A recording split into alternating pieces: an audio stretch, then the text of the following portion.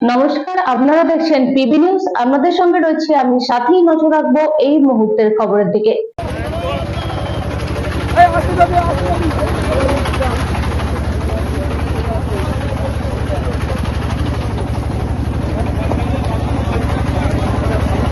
অবশেষে স্বস্তি ফিরল কুলতলিতে। ভোররাত ৩:৩২ নাগাদ বাঘ খাঁচাবন্দি হয়। সবজি ক্ষেতের মধ্যে দুটি খাঁচা পাতা হয়েছিল। টোপ হিসেবে রাখা হয়েছিল ছাগল, তাতেই খাঁচাবন্দি হয় বাঘ। বাঘের স্বাস্থ্য পরীক্ষা করা হবে, তারপর পরবর্তী সিদ্ধান্ত নেওয়া হবে বলে বন দপ্তর সূত্রে জানা গিয়েছে। আজই বাঘকে গভীর জঙ্গলে ছেড়ে দেওয়া হতে পারে। বাঘ খাঁচাবন্দি হওয়ায় স্বস্তিতে এলাকার বাসিন্দারা। তারা জানান, মাঝে মধ্যে বাঘ এলেও এইভাবে একেবারে লোকালয়ে চলে আসেনি। খুবই আতঙ্কের মধ্যে ছিলেন তারা। সারা রাত কার্যত বিনিদ্র রজনী কাটিয়েছেন। বাঘ খাঁচাবন্দি হওয়ার খবরে বাড়ি থেকে বেরিয়ে এসে ভিড় জমিয়েছেন অনেকেই। স্থানীয় বাসিন্দারা বাঘ দেখতে পান, তারা খবর দেন বন দপ্তর ও থানায়। খবর পেয়ে ঘটনাস্থলে পৌঁছয় বন দপ্তরের কর্মীরা ও কুলতলি থানার পুলিশ।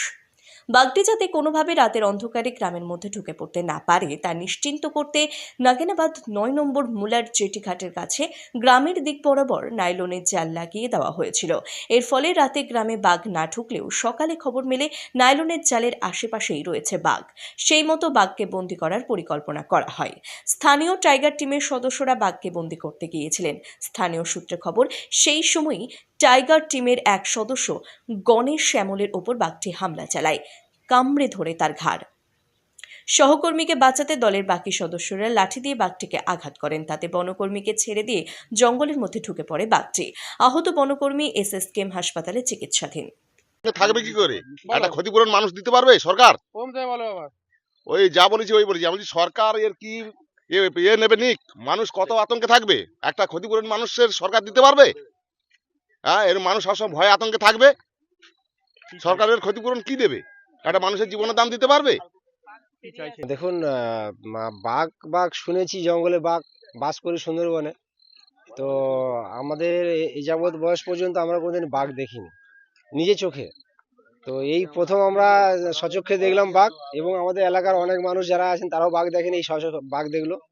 বনকর্মীরা যথেষ্ট সক্রিয়তার সঙ্গে বাঘকে খাঁচাবন্দি করেছেন এবং আজকে সেটাকে নিয়ে যাচ্ছেন, তার সুস্বাস্থ্য পরীক্ষা হবে, তারপরে কি জঙ্গলে ছাড়া হবে। হ্যাঁ, কিছুটা হলেও কাটলো, তবে সম্পূর্ণ আতঙ্ক কেটেছে এটা বলা যাবে না, কারণ আমরা বাস করছি আলটিমেটলি সুন্দরবনে।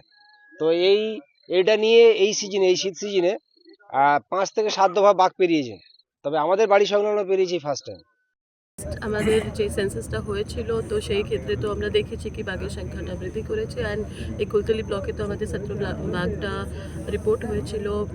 কিছু সাব অ্যাডাল্ট ছিল, যারা আবার আমরা দেখছি কি they are also heading towards adulthood. তো এরকম অনেকটা ডাইনামিক্সটা এখানে রান করছে। একটা ইন্টারন্যাশনাল খবর বেরিয়েছিল, যেটা হচ্ছে বাংলাদেশের যে এরিয়া রয়েছে প্রায় 60 থেকে 65% সুন্দরবন, সেখানে নাকি বাঘের খাবার ঠিক মতো পাওয়া যাচ্ছে না। সেই জায়গা থেকে ওখানকার বাঘ নাকি এপারে ঢুকে পড়ছে বলে বারবার বাঘ, সেটা there is no finding towards that. এরকম কোনো কিছু আমাদের কাছে কোনো তথ্য নেই যেটা নিয়ে বেস করে আমরা বলতে পারবো। রিপোর্ট হতে পারে, কিন্তু তার উপরে আমাদের কোনো ডিটেইলস স্টাডি সেরকম নয়। Bureau report, PB news. Annapurna medical hall, chemist and druggist. এখানে সকল প্রকার ওষুধ পাওয়া যায়। নবাবহাট মোড়, পূর্ব বর্ধমান। যোগাযোগ করুন 6295528655 অথবা 7602347696।